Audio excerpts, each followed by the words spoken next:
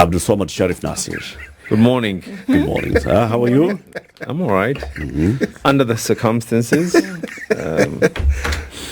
Nairobi is not the same since the last time I actually came to Spice FM. Crazy weather patterns. You've seen the floods. No, actually, I'm lucky enough. Whenever I do come, I do see the aftermath of the floods. But who's to say that they have not seen what has been going on? It's all over in the news, and it's a challenge. And I think leaders are meant to be there. Leaders are there at that particular time during that challenge. I always say that whenever you face a challenge as a leader, it's because God has a reason for you to be a leader at that particular time. And to me, I prefer that reason being that I'm the person who can be able to do what needs to be done. That's the reason why God made you to be a leader at that particular moment. But I feel it's not just Nairobi alone. The weather has been... it's all over the world, but right now in Kenya we are having in the Ukambani counties as well, Aimahiu, where you had just been reading the newspapers. Yeah. The weatherman has indicated that for this particular month, we're going to be expecting extremely high, plus 300 in the coastal counties. And according to that particular report, other than the Kwale area, but from Mombasa all the way up to Lamu, is going to be experiencing very, very heavy rainfall. You're here to tell us what the plans are for this and going forward. But as we begin the conversation, listen to the proverb. This week, the proverbs are from the Republic of Algeria. A secret for two is soon a secret for nobody. A secret for two is soon a secret for nobody. Yeah, I think what that means basically is someone is going to sell someone out. As simple as that. As simple as that. Am I right? You are absolutely right. Someone's going to snitch. You'll be sold out at some point. A secret shared is a secret no more. Yeah, indeed. There's no secret between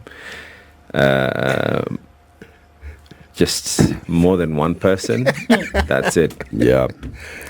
Governor, the second time you were here on this show, there had been some flooding in Mombasa. Yes. And there were issues that were being raised in terms of the blocked drainages, which ended up with people actually getting affected.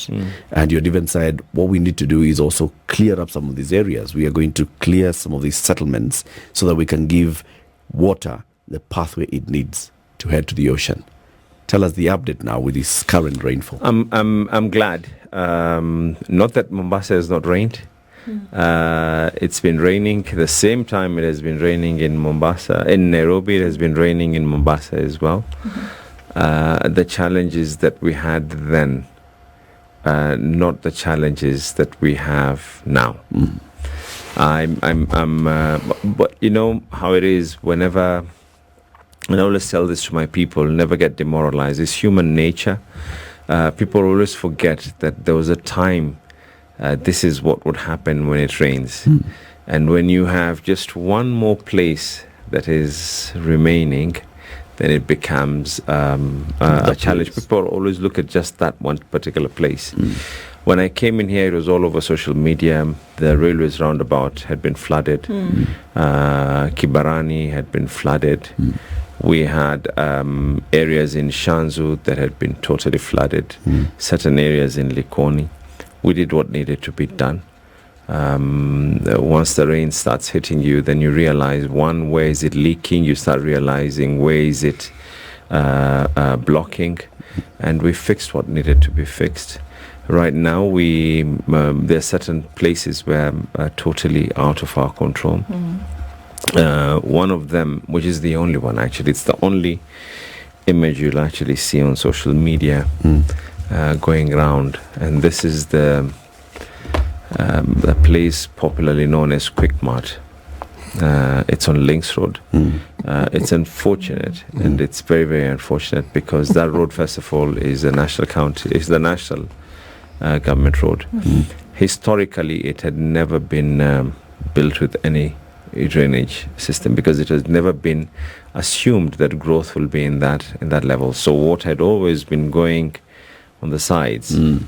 And this time round, what ended up happening is we sunk some vertical drainage pits, which eventually, because of the heavy amount of rain, they ended up getting full, and not only getting full, but then the water stayed continuous. I'm glad recently it's unfortunate, but and action is going to be taken. But recently, I sent in DG. We had to go in with a whole team to try and find out, what exactly is the issue. And then you realize that some private developer decides that because my house is this way, let me just add a heap of sands so that I can be able to make my road. And no one has the right to be able to build a road. Even if you're a donor and you want to do a road, you need to be able to do it in consultation with government for reasons like these. But as we speak right now, the place has been cleared. We had to clear the pathways across all sides. We've done some major works. Well, considering that it is a county government, we've done some major works, like I said, in places like Shanzu. We did what needed to be done. Currently, we have contracts in an area called Ziwani Lasco, which again was caused by just one reason. When they were doing the Kibarani, for those who know Mombasa, when they were building that road, what they ended up doing is they discarded or disregarded the old drainage system that had been there from the colonial times. Okay. Now, and this is exactly what is happening in Nairobi. Water is coming in. If you've got a situation where you've got a glass and you're trying to pour in water, you can either, if you pour it slowly, the water is not gonna drop out. But when you go and pour all of it at a go, and then not only that, now the outlet on this other side ends up being smaller than the inlet, there's definitely going to be an overflow. And we're giving out a contract as a county government, despite the fact, again, that is not our road, but we have no option. We have sent our request to the national government that they need to do the drainage system at Links Road, as we have already sorted the problem right now. But if the rains do come in, and they do come in heavy, there's nothing short of saying that it's not an issue that is going to be about drainage anymore, because the drainage systems have been sorted out. How drastic of interventions must be taken to deal with this? One of the issues that you mentioned is that private developers doing certain things. Obviously, they've been given approvals by county to be able to develop, and their behavior. It doesn't start with just. Does it contribute to that? And how drastic do we have to get when it concerns some of these issues that we talk about today? Now with the flooding, it doesn't start with issuance of building permits. It actually starts with. You have to take it back. All this starts with title deeds being given on riparian land.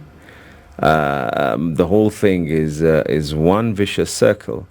You go and you try and historically, we've seen situations where former regimes went to court to try and challenge some of these, and the judicial system says no. This actually is a title deed belonging to so and so.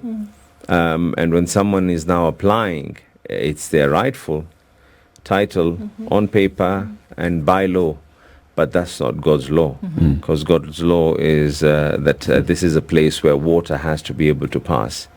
What have we done as a county government? In areas like Shanzu, we had to go and talk to the people who developed. I prefer having more of a subtle approach to this, because some of the people who actually have developed there are third or fourth buyers. Yep. It's not them who caused this problem. Yeah. It's probably two generations before, or two teams before them. And when you have a situation like that, and you look at someone, you either go there mercilessly, or you come up with a solution. And in places like Shanz, we came up with solutions, and they understood that, look, water has to pass. We did what needed to be done. What did you do? What kind of agreements did you come up with? It's not an agreement, but we had to come up with a way where part of their land had to be able to go, so that we can put in larger culverts for water, because this thing was not going to affect everyone, just selected people. It was going to affect everyone, and it worked. Does it mean that we need to be able to accept this? No. And right now, our teams have instructions for any riparian land right now. You might have a title deed, but you can stay with a piece of paper. Approvals will not be able to be given. It's too risky. With climate change the way it is going on, what we're doing right now is just going to mess things up even more. Governor, there are many who have said what's happening now, because it's happening countrywide. All counties are affected. The president called a special cabinet meeting on Tuesday to discuss this particular situation. There are those that said they were expecting that the president would come out and say, we have decided to declare this a national emergency or disaster, so that then something can be done collectively about it. What do you think? A national disaster does not need a presidential declaration. A disaster is a disaster. This is already a disaster. Literally every county is feeling the effect of this. The reason why you're seeing a lot of it being highlighted in places like Nairobi and Mombasa, initially when we had this problem, is because of built-up area. And whenever you have a built-up area that is larger, you have a larger population. Affected persons are more. When you have more affected persons, then naturally you're going to be able to see all these kind of human interactions and people making noise about it. But does not mean that this has not affected every other part. I mean, who would have ever imagined that you need to get a boat to be able to cross in places like Garissa? That is the amount of rain that is there. The issue that we need to ask ourselves is, one, we can never be able to control natural disasters. Yes, there've been instances that right now we have been able and trying to be able to rectify historic mistakes that were able to be done. But the kind of rain that is there, even if Nairobi, I'm going to go back again to Nairobi because that is where the story seems to be, and I'm saying this not in defense of anything else, but the kind of rain that has been there, scientific methodologies that have been able to prove that this is not normal rain. Yeah. What would anyone do? But the next question you're going to ask yourself is, one, how prepared are we for a disaster? Two, how are we going to be able to react after all this is going to go? Because we're not going to have rain forever. Is it going to be able to slowly, hopefully, God willing, is it going to be to subside? Yes, the rains will go down. So the question is, how prepared are we in the issue of handling a disaster? Two, how prepared are we for the aftermath? Which is where the conversation and the question comes in. At national level, at counties, together as Council of Governors, what is this response? Because now, prepared, we are where we are right now. How are we responding to it, and how are we preparing for the aftermath? When the rain goes, what happens? So the question directly is, to your knowledge at national level, is there a team that is specifically dealing with these issues. Well, in terms And of then, then secondly, that and the counties, is there a team that's been formed at summit level that talks about national government and all the counties coming together and saying this is how we shall address this information that we shall send? For example, Mombasa, maybe this time the rains have come in and they're heavy and more people have been affected. We need support from the neighboring counties, from national government. Is there such a coordination mechanism? No, actually, there's we have not been able to sit as a summit.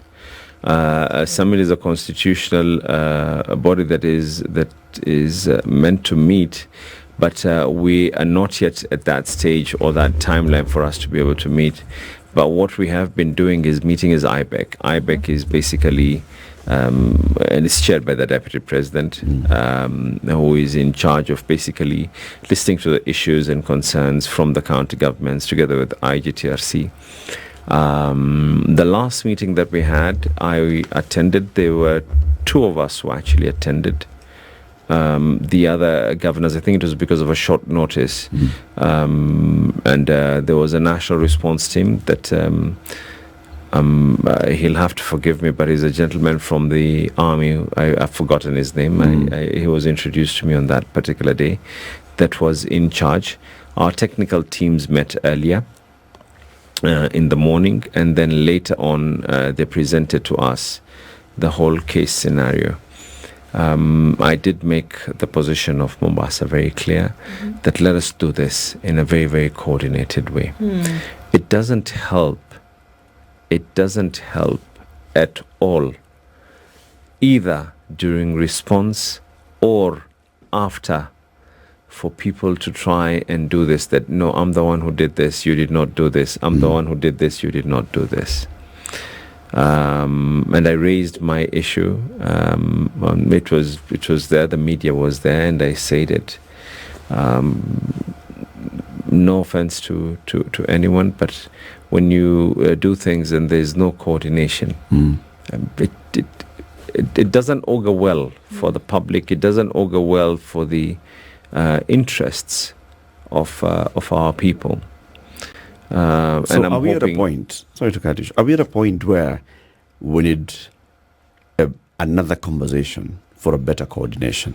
I think from where I sit right now, we're past levels of just conversing.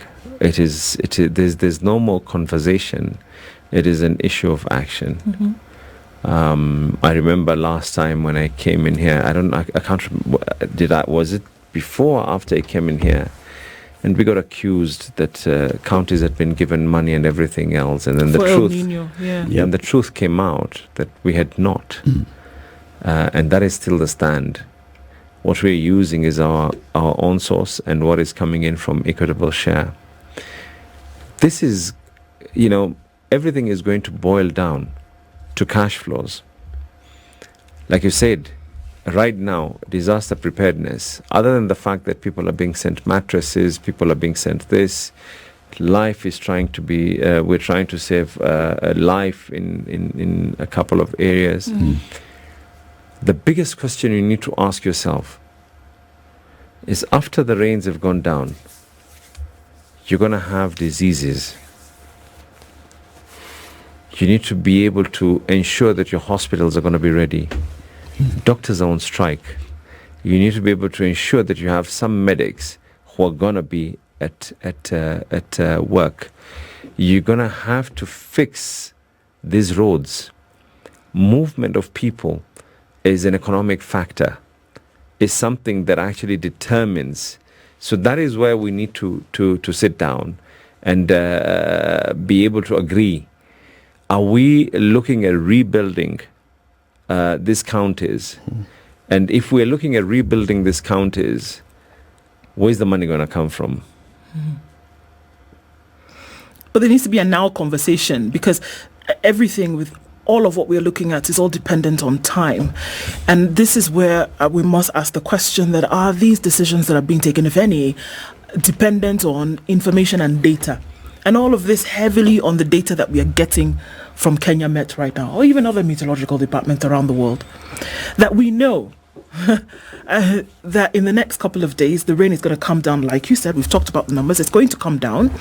But we also know that it is periodic, that after time, it will stop. So would this action then that you speak of not be necessary to be taken now? Because we know that in the next 2 weeks, the rains will subside. We know this. We've been told. And I agree with you. And that's why I'm saying right now, for me, it is no longer an issue of even talking anymore. We have an IBEC meeting. I think it's on, is it on 6th? If I'm sorry, but yes, I believe it's going to be on 6th. We have an IBEC meeting where one of the agendas that is going to be discussed is actually this. And I strongly believe the stand of the Council of Governors should be, and is rather, that we've already passed that phase right now of how prepared are we. Because if you were caught off guard, you were caught off guard. Two, we have already passed that phase of were you able, should you have been able to save a bit of more life here? Who gave the approval? Who did what? Then after that now comes the aftermath. The aftermath is, what are the lessons that we were able to learn? Are we looking like right now, one of the reports that our own CCM, which is popularly known as Cabinet in Mombasa, has been able to adopt, is bearing in mind all these lessons that we've been able to get is from approvals of buildings, people who approved buildings and they're still working at the county, and you approved a building that ended up a problem with the sewer and the drainage, will actually, and this is the instruction that I've given, I'm literally transferring you to the area that has the worst sewer and the worst drainage, because you can't allow other people's children, and you're still working for me. Will I be deemed that I'm ruthless? But I'm hoping it'll be a lesson for those who are going to come after you. Because you're not going to, you're not going to be able to tell me that it was political pressure. Then let that political pressure, you need to now start working in an environment where you're also going to be able to smell what other people's children are smelling. And that is being done now as we're speaking. We're actually going through all these approvals that were done. If you are working at the county and you're the one who was in charge of passing some things, of declaring some things that they were done and they were not done, you will go and work in areas, whether it is going to be the dump site or you're going to work at the sewer treatment plants. And that's where you're going to be from morning till evening. Let it be known that this is who we are, so that whoever else is going to try and do something will know what the aftermath is going to be, because we did the mapping out of the whole place. We did what needed to be done. Secondly, after all this has been able to go down, we need to now ask ourselves, what are we've mapped out, and we've given our report to national government. There's no way that the county government of Mombasa, unless you're going to tell me that I have to increase my own source revenue by such a huge amount, and that means putting a huge toll on the people, because it's going to cost billions to redo, literally billions, to redo the whole drainage system of Mombasa. Not millions. It's B. It's in B. Not one, not two. And this is if you say that people are seeing the constructions that are ongoing, and you're looking at it. Mombasa is lucky. I was able to partner with Trademark right now in the on the Nyerere Road. There's huge construction going on along there, which had been a problem of the people in that area, and it was an outfall that was coming in from many other places. But then again, until when are we going to be able to start continuously knocking on people's doors? And you need to fix the problem immediately after.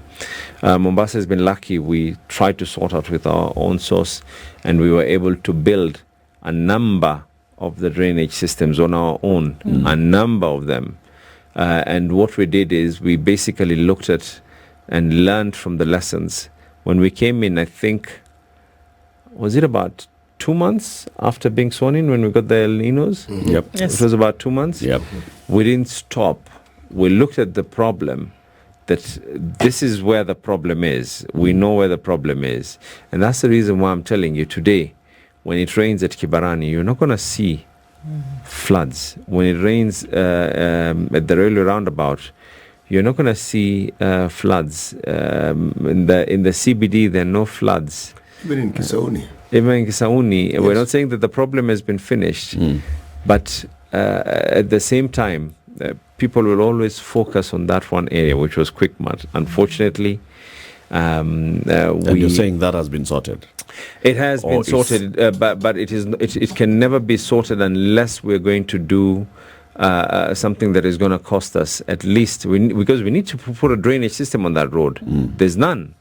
The road was built very, very, very many years ago.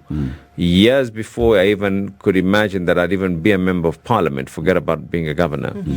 So historically, whoever did it, I'm sure had a lot of... Nyali was a private estate, remember? Yes, it was an area. As a matter of fact, there's some areas within Nyali that unless you are actually a Mzungu, you're not even allowed to reach in certain areas during the colonial time. So these were areas where now is when the population has grown.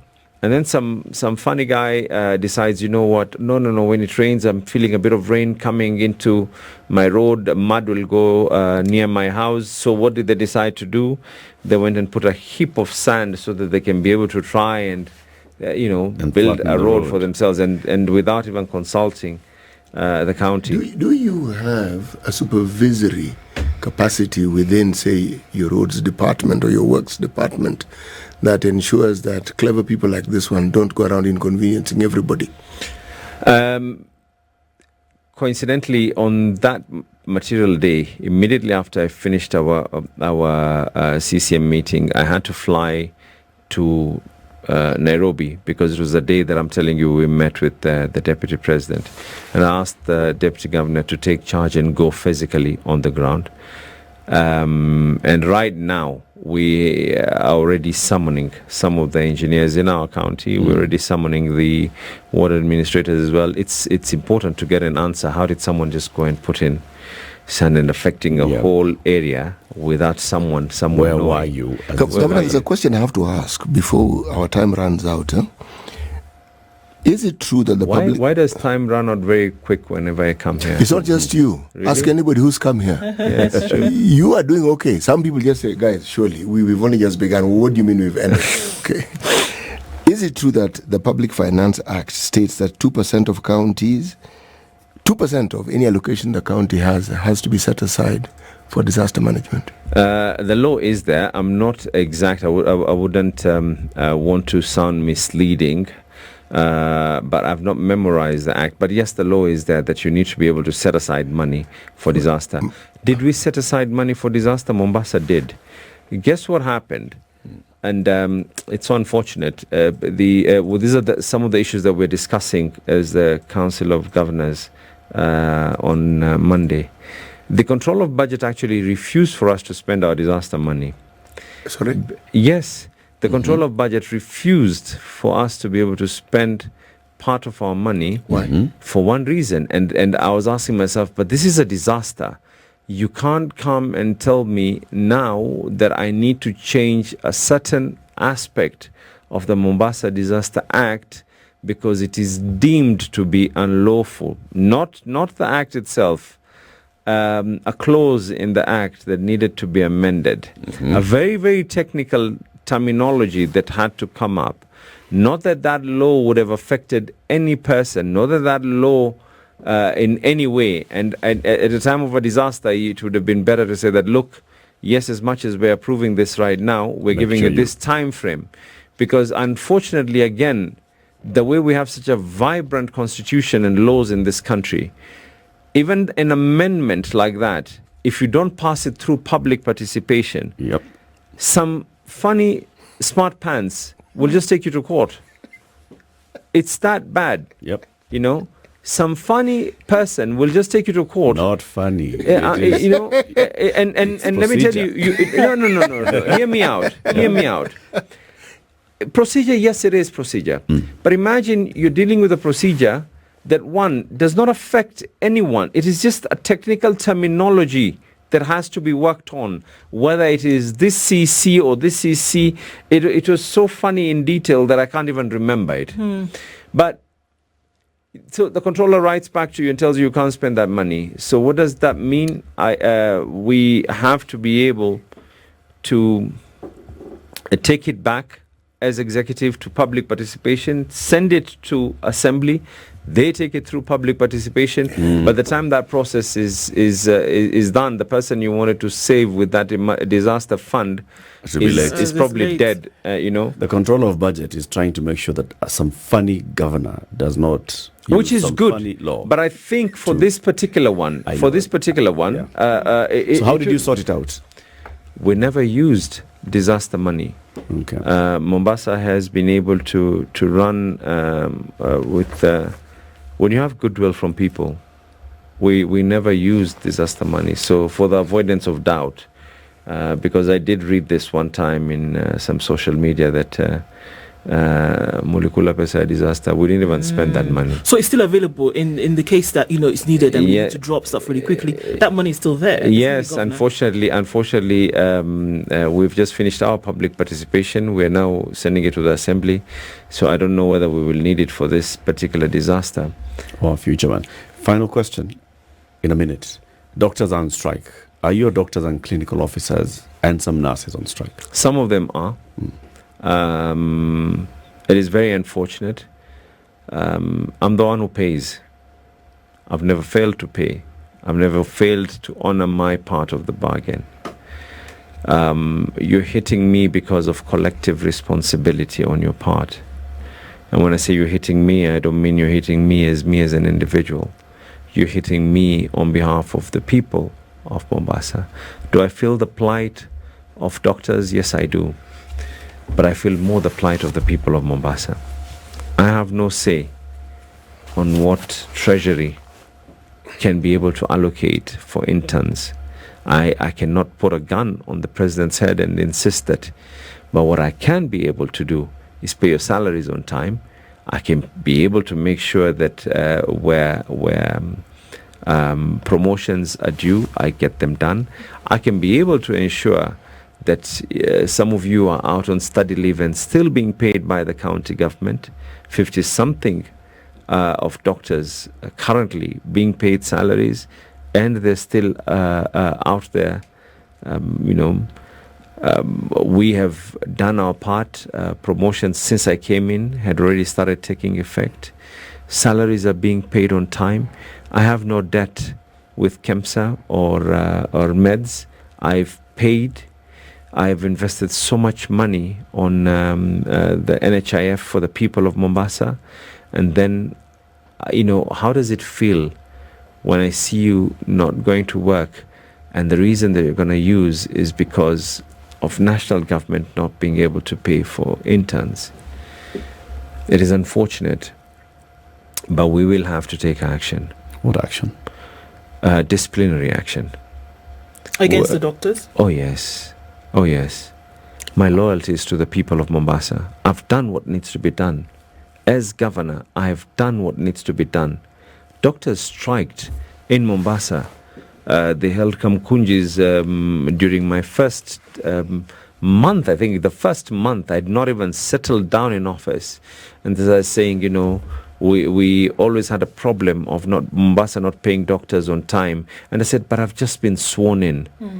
And I'm going to fix the problem. Did I fix the problem? I fixed it. Did I fix the problem of doctor promotions? The promotions are actually ongoing.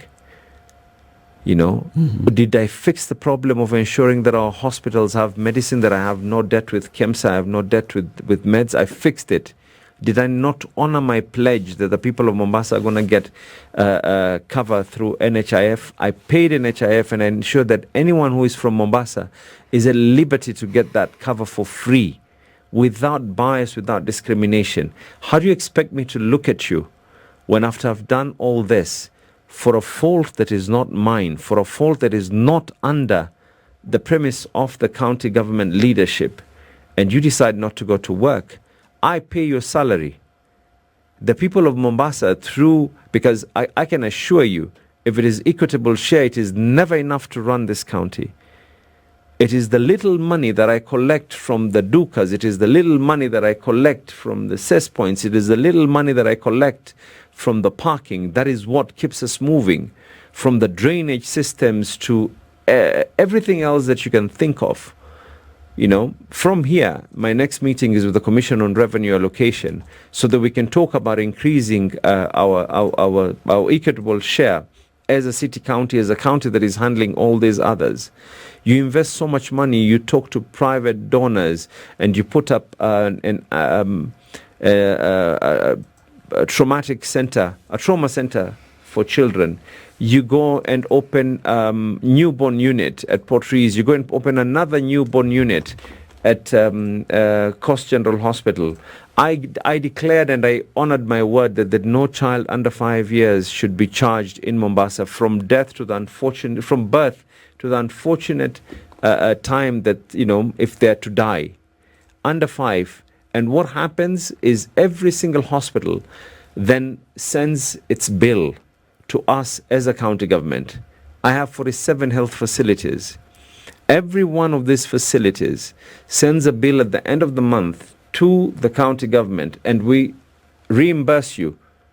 So that I'm asking the hospitals to close down because they cannot be able to afford. We pay. Now I do all that, and you expect me to smile at you for striking for a mistake that was never mine? No. Have you raised it with the national government? But I mean, first of all, I'm the one who hires the doctors. Point to note. But you said you understand where they're coming from. I understand their concerns, but I can tell you. What would you advise them? How else can I give you a layman's example on this? Yeah. I'd really love to give a layman's example on this. Media houses in Kenya right now, let's not go worldwide. We've been having a challenge right now. National government is one of the people who has to pay you the most. County governments thereafter. So if management and someone is trying their best and they're trying to make sure that payments are coming in, all this is going to be able to be done. Can you imagine a situation where every single employee from the Standard Media Group goes haywire and says, guess what? Regardless of anything else, we're going to say whatever it is that we want to say. Does that give you a right? Just because you have a right to be able to hold, what do they call the knife that does these surgeries? Do I feel for them? I do feel for them. Do I wish things were going to be able to be sorted out? Yes, I do wish that things were going to be able to be sorted out. But wishes, you know, if wishes were horses, beggars would definitely ride. And this is the situation, you know. Okay. Governor Abdulswamad Sherrif Nassir, the governor of Mombasa County, has been our guest. Thank you very much for tuning in. This is The Situation Room, the only way to start your day.